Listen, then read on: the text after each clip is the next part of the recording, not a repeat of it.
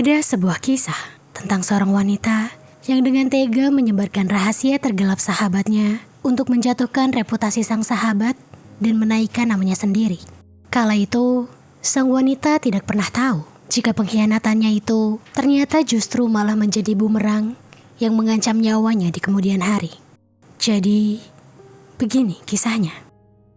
Julie Ann Rodeles, atau yang lebih akrab disapa Jaja oleh keluarga dan teman-temannya, adalah seorang gadis yang usianya baru menginjak 20 tahun. Jaja lahir sebagai putri bungsu dari 6 bersaudara di sebuah keluarga biasa yang menetap di Las Pinas, sebuah wilayah di pinggiran kota Manila, Filipina. Tidak ada rincian tentang identitas keluarga Jaja di media, tapi dari yang diketahui, ibunya yang bernama Luz Rodeles hanya bekerja sebagai penjual makanan rumahan biasa. Bagi keluarga dan orang-orang terdekatnya, Jaja adalah seorang gadis yang ceria dan pekerja keras. Jaja juga diketahui cukup ambisius dan tak mudah menyerah dalam mengejar mimpi dan tujuannya. Hal itu terlihat dari bagaimana Jaja tidak menyerah dalam melanjutkan pendidikan sarjananya meskipun sudah pernah drop out sebanyak 3 kali karena masalah finansial di keluarganya. Di sisi lain, hiduplah seorang wanita bernama Althea Altamirano, atau yang lebih akrab disapa Althea. Althea berusia 23 tahun, atau sekitar 3 tahun lebih tua daripada Jaja.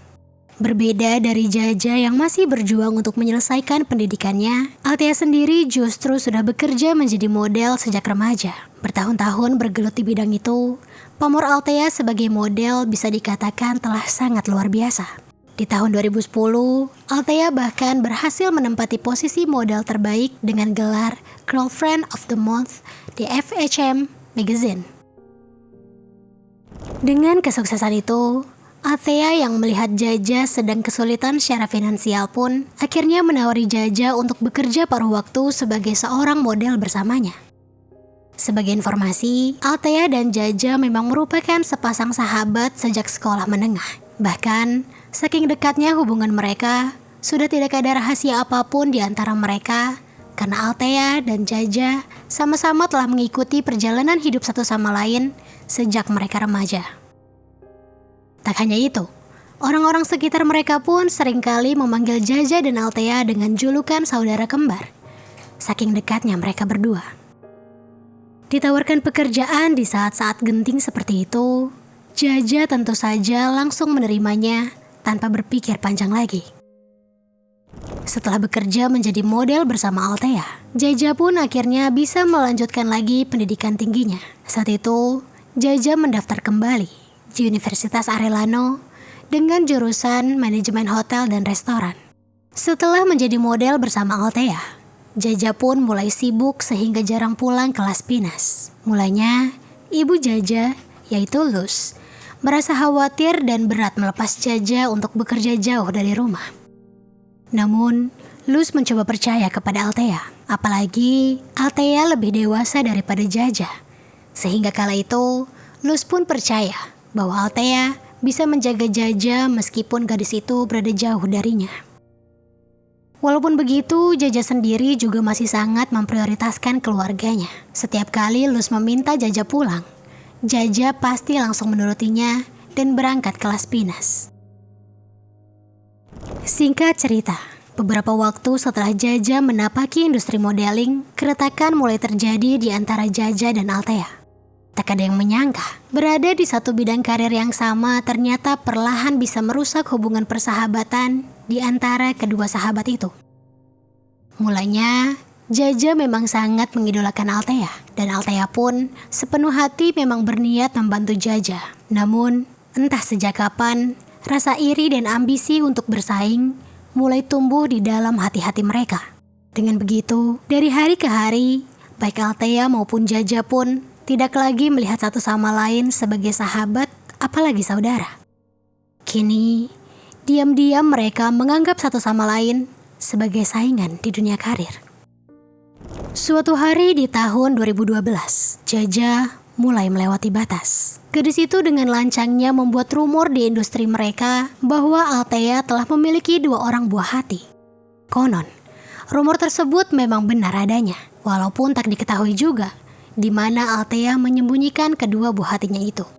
Selama ini, fakta tersebut telah Althea kubur sendiri demi reputasinya di dunia modeling, karena ketahuan memiliki dua buah hati di usianya yang baru saja menginjak 23 tahun adalah aib bagi Althea, dan hal itu jelas akan mempengaruhi reputasinya di bidang modeling. Tidak diketahui pasti dalam konteks apa atau kepada siapa Jaja membongkar rahasia Althea tersebut. Tetapi yang jelas, begitu Althea mengetahui bahwa Jaja lah dalang dari hal itu, maka Althea langsung yakin bahwa Jaja sengaja melakukannya untuk merusak reputasi Althea dan akhirnya bisa menggeser Althea dari posisinya. Dengan amarah dan kekecewaan yang menggebu-gebu karena tidak lagi merasa dihargai oleh Jaja, Althea pun kemudian mendatangi kekasihnya untuk mengadukan seluruh kegelisahannya sekaligus meminta saran. Kekasih Althea adalah Fernando Quimbo Jr. atau yang lebih akrab disapa dengan panggilan JR. JR sendiri merupakan seorang lelaki berusia 32 tahun yang profesinya adalah pembuat sekaligus pemilik dari studio tato. Melihat Althea yang mendatanginya untuk bercerita sambil menangis terseduh-seduh tentang pengkhianatan Jaja, JR pun berkata kira-kira begini kepada kekasihnya itu. Kok kurang ajar ya temanmu itu? Padahal kamu loh yang kasih dia kerjaan sampai bisa kuliah kayak sekarang. Udah, kamu jangan nangis. Biar aku yang kasih dia pelajaran. Begitu ucap JR kepada Althea. Althea yang merasa mendapatkan pembelaan dari kekasihnya pun mulai menghentikan tangisannya. Kepada JR, Althea bertanya kira-kira seperti ini. Pelajaran gimana maksud kamu? Dan JR lalu membalas kira-kira begini. Udah, lihat aja nanti. Kamu pasti suka sama rencana aku. Gak bakal aneh-aneh kok. Kamu tahu sendiri aku ahlinya. Aku juga punya beberapa orang yang bisa beresin kok. Gimana? Kamu setuju kan? Begitu ujarnya. Yang kemudian disetujui oleh Althea tanpa gadis itu mengetahui apa yang sebenarnya sedang direncanakan JR kepada sahabat sekaligus saingannya itu. Kemudian, sekitar pukul 3 sore hari, pada tanggal 5 November 2012, JR memulai aksinya dengan mencari pasukan terlebih dahulu. Kala itu, JR mendatangi kompleks Salam Muslim di Kuliat untuk menemui dua orang lelaki bernama Jaimar Waraji dan Efren Talib. Waraji dan Talib adalah kenalan JR yang sebelumnya sering JR bantu terkait masalah-masalahnya, terutama masalah-masalah yang berhubungan dengan keuangan.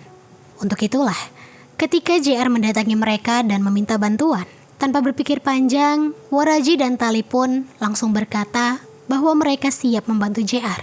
Selain itu, JR pun berkata kepada Waraji dan Talib bahwa tugas mereka hanyalah melakukan penculikan kepada seorang gadis untuk memberikannya pelajaran. Dan nantinya, gadis tersebut pun akan dilepaskan lagi. Mendengar itu, Waraji dan Talib setuju-setuju saja dengan segala rencana JR itu. Setelah pembicaraan tentang rencana penculikan Jaja telah matang, JR pun kemudian menghubungi temannya yang lain yang bernama Galen Paswilan untuk menyiapkan senjata. Yang mana rencananya senjata itu akan JR gunakan untuk mengancam Jaja. Lalu, setelah hal-hal itu telah aman, JR pun kemudian menghubungi kekasihnya Althea untuk membicarakan tentang rencana final dalam memberikan pelajaran kepada Jaja seperti yang telah disusunnya bersama teman-temannya. Mendengar rencana JR yang hanya akan menculik Jaja, Althea pun langsung menyetujuinya. Dan kemudian Althea mulai memainkan peran istimewa, yakni mengantarkan Jaja ke tempat di mana kekasihnya dan komplotannya akan menculik Jaja nantinya. Masih di tanggal 5 November 2012, tepatnya pada malam hari, Althea mulai memainkan perannya dengan mengajak Jaja menonton bioskop di World Trade Center, Metro Manila, Pasay. Mulanya, Jaja menolak ajakan Althea itu karena dirinya sudah berjanji kepada ibunya akan pulang ke Las Pinas hari itu. Mendapatkan penolakan dari Jaja, Althea pun memutar otak dan kemudian berkata kira-kira begini. Serius nih kamu gak mau ikut? Aku padahal selesai nonton mau ngajak kamu ketemu klien yang oke loh. Dia sih awalnya kasih aku ya kerjaannya dan fee-nya juga lumayan gede, tapi bentrok sama aku. Baru aja aku mau kenalin ke kamu. Begitu ucap Althea. yang kemudian berhasil membuat Jaja tertarik. Jaja pun kemudian berpikir sejenak dan berkata kira-kira begini kepada Althea. "Wih, kalau gitu aku ikut deh. Lumayan banget, tapi pulangnya aku langsung ke Las Pinas ya?" tanya Jaja. Dan Althea pun langsung mengiyakannya. Sementara itu di lain sisi, sambil menunggu aba-aba dari Althea, JR pun berkumpul bersama komplotannya di sebuah restoran daerah Pasai City pada pukul sekitar 9 malam. Lama menunggu, beberapa jam kemudian Althea kemudian menginformasikan melalui pesan teks kepada JR bahwa film yang ditontonnya bersama Jaja sudah hampir selesai dan nantinya Althea pun akan membawa Jaja ke depan mall dengan alasan untuk menunggu taksi.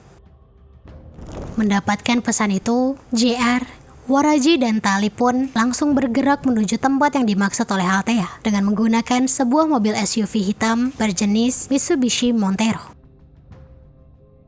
Kala itu waktu telah menunjukkan tengah malam, yang mana berarti tanggal telah berganti menjadi 6 November 2012. Di pinggir jalan, Althea dan Jaja sedang mengobrol seru membicarakan film yang baru saja mereka tonton. Hingga akhirnya sebuah mobil hitam tiba-tiba saja berhenti di samping mereka, membuat Jaja dan Althea seketika terkejut dan menjerit. Lalu, dengan gerakan cepat, seorang laki-laki dengan wajah tertutup melompat keluar dan menarik Jaja untuk masuk ke dalam mobil. Begitu Jaja berhasil ditarik masuk, mobil pun langsung berjalan dengan sangat kencang. Kala itu, mata Jaja pun langsung ditutup agar dirinya tak melihat siapa orang yang menculiknya. Mengingat Jaja sangat mengenal JR sebagai pacar dari sahabatnya. Panik dan ketakutan. Sambil menangis, Jaja tentu saja berusaha menggeliat sekuat yang ia mampu. Tapi sayang, tenaganya jelas kalah jauh dengan dua laki-laki yang menahannya. Akhirnya, yang bisa Jaja lakukan hanyalah menangis sambil memohon kemurahan hati dari para penculiknya. Sampai di sini semuanya masih berjalan sesuai rencana. Jaja tak berdaya dan juga tak tahu siapa orang yang melakukan penculikan kepadanya.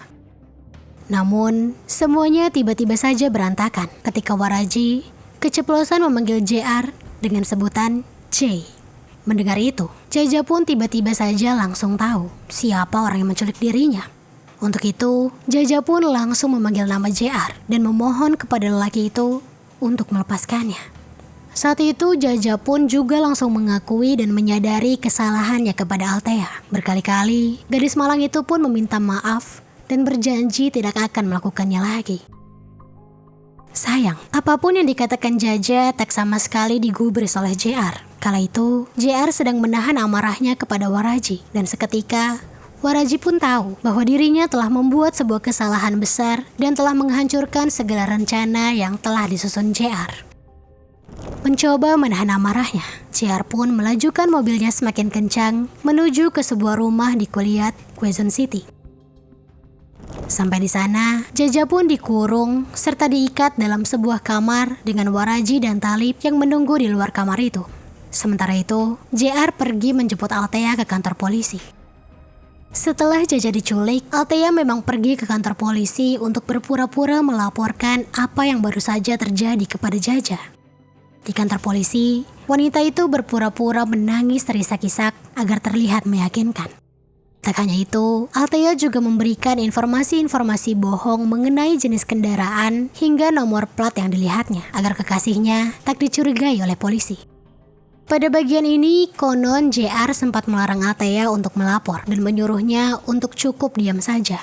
Namun, Althea yang tak ingin reputasinya semakin buruk merasa perlu melakukan hal itu agar dirinya tak terseret dalam kejahatan apapun yang coba dilakukan oleh JR dan komplotannya. Oleh karena itu, begitu mengetahui Althea nekat pergi ke kantor polisi, JR pun langsung menjemput wanita itu ke sana. Adapun Jaja, ditinggalkannya begitu saja bersama Waraji dan Talib. Jika mengikuti rencana yang telah mereka rancang sebelumnya, seharusnya peran Waraji dan Talib hanya selesai sampai di sana. Mereka harusnya kembali bekerja di akhir nanti untuk membuang Jaja ke tengah jalan setelah diberi pelajaran oleh JR. Namun, rupanya Talib memiliki rencana bejat lain di pikirannya. Ketika Waraji tidur di depan sambil menunggu JR, tiba-tiba saja Talib masuk ke kamar tempat di mana Jaja dikurung. lalu meruda paksanya dengan buas di sana. Tak hanya itu, Talib juga menghubungi salah satu temannya yang bernama Aldos untuk mengajaknya bersama-sama meruda paksa Jaja di rumah itu.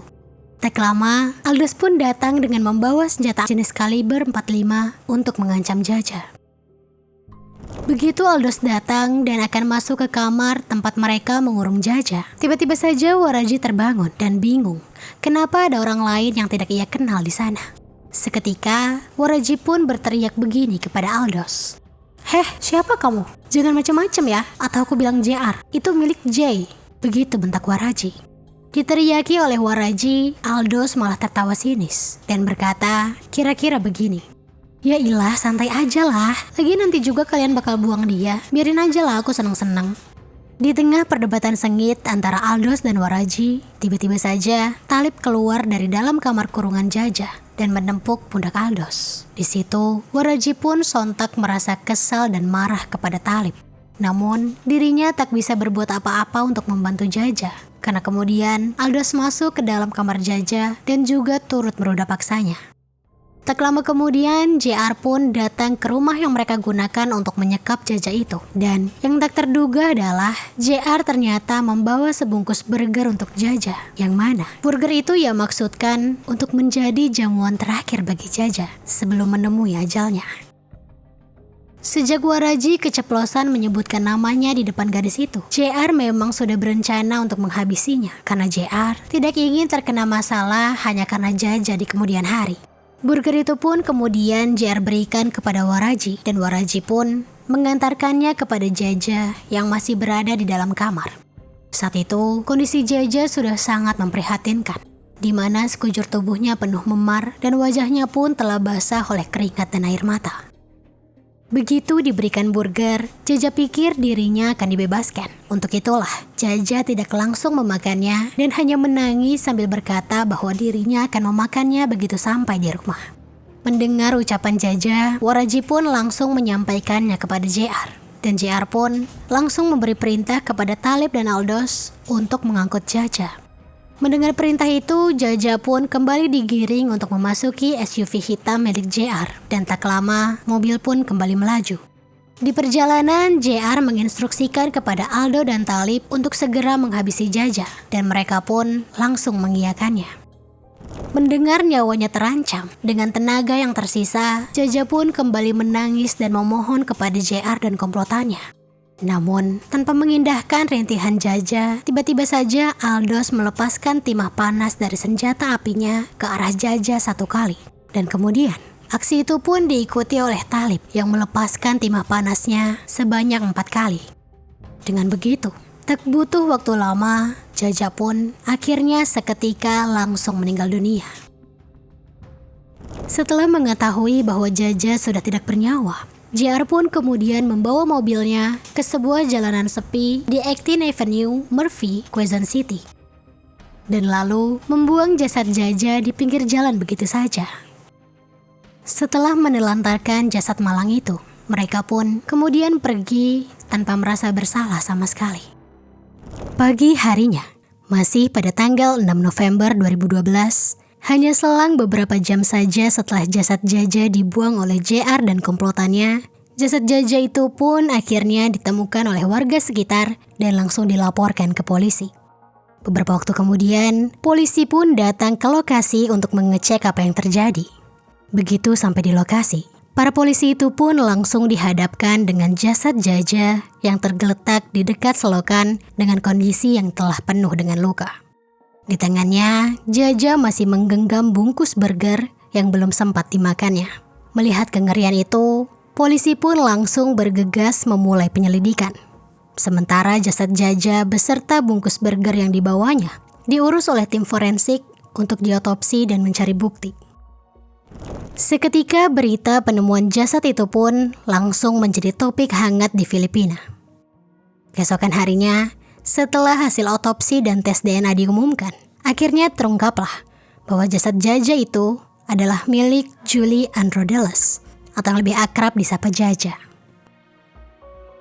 Mendengar berita buruk itu, keluarga Jaja pun tentu saja merasa marah dan terpukul, apalagi ibu Jaja, Luz.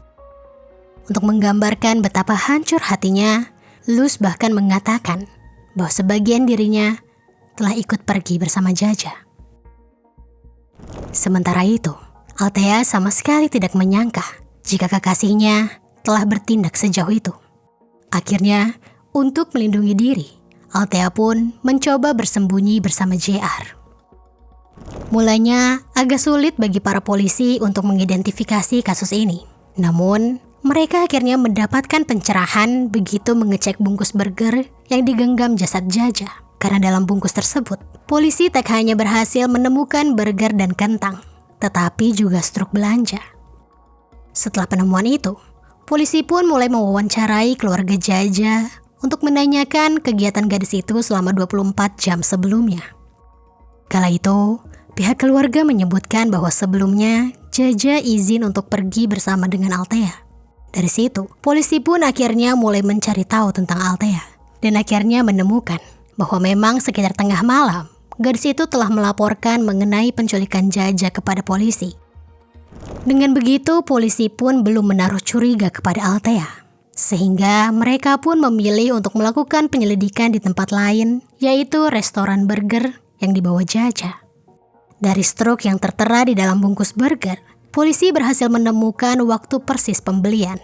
Dengan begitu, mereka bisa langsung meminta pihak restoran untuk mengecek siapa yang melakukan pembelian di waktu itu. Dari rekaman di restoran burger, polisi pun akhirnya menemukan potret JR yang tertangkap CCTV. Tak hanya itu, polisi juga bahkan berhasil menemukan mobil dan plat yang dikendarai oleh JR di malam itu. Dari situ, polisi pun mulai melacak jejak JR melalui CCTV di sepanjang jalan. Setelah melakukan pencarian selama beberapa waktu, polisi pun kemudian mendapatkan sebuah fakta mengejutkan, yaitu sebuah rekaman di mana mobil JR berhenti di sekitar rumah Althea dan menurunkan Althea di depan rumahnya sebelum menuju ke tempat penyekapan Jaja. Bergerak cepat, polisi pun mencoba mendatangi wilayah rumah Althea untuk mengonfirmasi fakta yang mereka temukan. Dan melalui pengakuan warga-warga sekitar lingkungan itu, polisi pun akhirnya mengetahui bahwa JR adalah pacar Althea dan memang sering mengantar jemput Althea di lingkungan itu. Tak ingin gegabah, polisi pun akhirnya memantau pergerakan SUV JR selama beberapa hari sambil mengumpulkan bukti-bukti tambahan lainnya. Dan setelah merasa semua bukti kuat mengarah kepada Althea dan kekasihnya, barulah pada tanggal 10 November 2012, polisi menangkap Althea dan JR di tempat persembunyian mereka yang terletak di Pampanga. Ketika diinterogasi, Althea pun akhirnya mengakui semua kejahatannya. Namun, saat itu ia mencoba membela diri dengan mengatakan bahwa dirinya tak menyangka jika JR akan bertindak sejauh itu. Adapun JR kemudian membawa polisi ke rumah lainnya yang ia gunakan untuk menyembunyikan kaki tangannya. Dan di sanalah Waraji dan Galen Pasawilan ditangkap. Selama proses penyidikan, Waraji dengan sukarela mau kooperatif membantu polisi untuk mengungkap semua detail kejadian. Melalui keterangan Waraji, Talib dan Aldos pun dikenakan dakwaan dengan tuduhan penyerangan dan peruda paksaan. Meskipun keduanya masih menjadi buronan dan belum tertangkap hingga saat ini. Adapun Galen Pasawilan akhirnya dibebaskan karena terbukti tak terlibat secara langsung dengan kasus ini. Meskipun begitu, nasibnya naas. Karena beberapa waktu kemudian, Galen ditemukan meninggal dunia karena luka senjata api ketika menjadi buron atas penyelundupan senjata api ilegal yang dilakukannya. Setelah mengetahui bahwa pelaku yang melenyapkan putrinya adalah Althea, Luz sebagai ibu Jaja mengatakan bahwa dirinya tidak akan pernah memaafkan Althea atas apa yang telah dilakukan wanita itu bersama dengan kekasihnya kepada Jaja. Sayang, meskipun segala bukti telah kuat mengarah kepada JR dan Althea, sampai kini persidangan final mereka berdua masih ditunda karena beberapa sidang banding atas penangkapan mereka yang sempat diklaim ilegal oleh penasihat hukumnya dan lain sebagainya. Berdasarkan informasi terakhir yang ada di media, pengadilan menyebutkan bahwa pengumuman hukuman JR dan Althea akan dibacakan pada tanggal 27 September 2024. Namun, hingga saat ini, Tidak diketahui lagi bagaimana kelanjutan hukumnya karena tidak ada informasi apapun di media setelahnya. Meskipun penanganan hukum atas kasus ini terkesan sangat lambat, Luz sebagai ibu Jaja tetap optimis. Luz yakin bahwa suatu hari keadilan akan datang kepadanya dan Jaja. Harapan Luz tak pernah padam. Luz selalu percaya bahwa suatu hari baik JR, Althea, maupun semua komplotannya kelak akan mendapatkan hukuman yang sepadan atas segala kejahatan yang telah mereka lakukan.